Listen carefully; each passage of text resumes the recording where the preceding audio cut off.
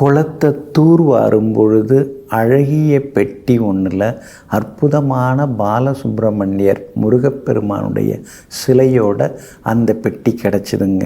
இவங்க குளத்தை தான் தூர்வார ஆரம்பித்தாங்க. ஆனால் அது எத்தனை வருஷத்துக்கு முன்னாடி அந்த பெட்டிக்குள்ளார அழகிய பாலசுப்ரமணியர் சிலையோட அங்கே அவங்க எடுத்து வச்சாங்கன்னு தெரியலிங்க. உடனே ஊர் மக்கள் எல்லாமே கூடி அந்த பெட்டியை அந்த குளத்திலிருந்து தூக்கி எடுத்து பார்த்தா முருகப்பெருமானின் சிலை அருமையாக அங்கே காட்சி கொடுத்தார் முருகப்பெருமான். சரின்னு சொல்லிட்டு அதை அவர் என்ன பண்ணாருன்னா, உடனே நாம் எதுவும் பண்ண முடியாது அப்படின்னு சொல்லிட்டு தன்னோட வீட்டுக்கு பின்புறத்தில் இருந்த ஆட்டு தொழுவம் இருக்கு இல்லைங்களா, அந்த தொழுவத்து மேலே அந்த பெட்டியை வச்சுட்டாருங்க. உடனே முருகப்பெருமான் கனவுல தோன்றி, உன்னுடைய ஆட்டு தொழுவத்தில் மேலே இருக்கக்கூடிய அந்த பாலசுப்ரமணியர் சிலையை நீ கோவில் எனக்காக கட்டு, அதாவது வேம்பும் அரசும் இணைந்திருக்கக்கூடிய இடத்துல எனக்கு ஆலயம் எழுப்பு அப்படின்னு முருகப்பெருமான் பேச ஆரம்பித்தாருங்க கனவுல. உடனே இவர் எதிர்கேள்வி கேட்குறாரு, எனக்கு ஒரு இடமும் தெரியாது, நான் எங்கே போய் தேடுறது, நானே ஆடு மேய்க்கக்கூடியவர், எனக்கு அந்த இடம்லாம் இருக்கிற மாதிரி தெரியல அப்படின்னு சொல்கிறாரு. நீ உன்னுடைய ஆட்டு தொழுவத்தில் ஒரு செம்மறி ஆடு, அந்த செம்மறி ஆட்டோட அடையாளமெல்லாம் கனவுல முருகப்பெருமான் சொல்கிறார்.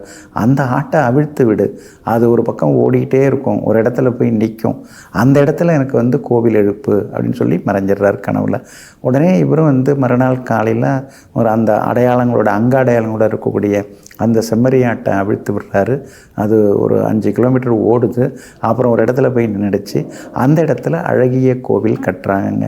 அற்புதமான திருக்கோவிலுங்க, ஸ்ரீ பாலசுப்ரமணியர் திருக்கோவிலுங்க.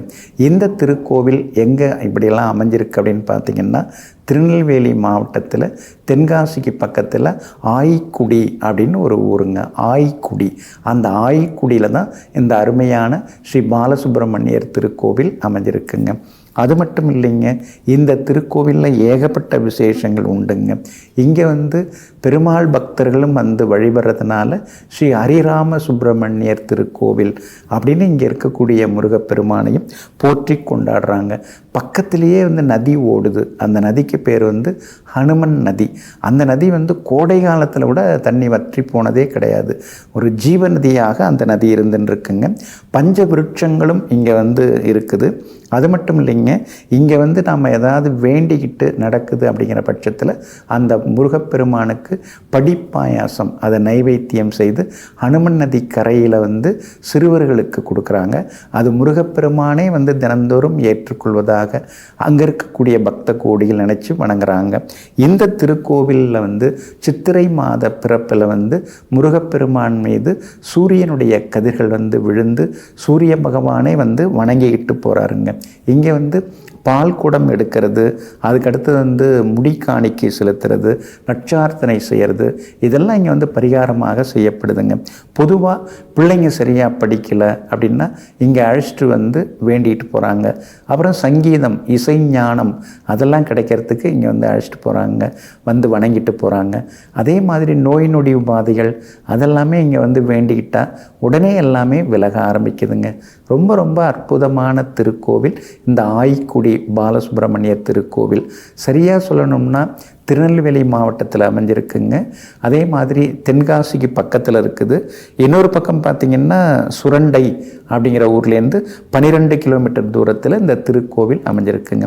சஷ்டி திதி நன்னாளாகிய இன்றைய தினத்தில் ஸ்ரீ முருகப்பெருமானை நினைத்து நாம் வழிபடுறது நல்லது. நேரம் கிடைக்கிறப்ப இந்த ஆய்க்குடி பாலசுப்ரமணியர் திருக்கோவிலுக்கு சென்று வாருங்கள், அனைத்து வரங்களையும் பெற்றுக்கொள்ளுங்கள். நெஞ்சிற்கினியவர்களே, சஷ்டி திதி நன்னாளாகிய இன்றைய தினத்தில் எல்லாம் வல்ல தமிழ் கடவுளாகிய முருகப்பெருமானின் திருவருள் உங்களுக்கு முழுமையாக கிடைக்கட்டும். மீண்டும் நாளை காலை சந்திப்போம். நன்றியுடன் உங்கள் ஜோதிட முனைவர் KP வித்யாதரன். வணக்கம்.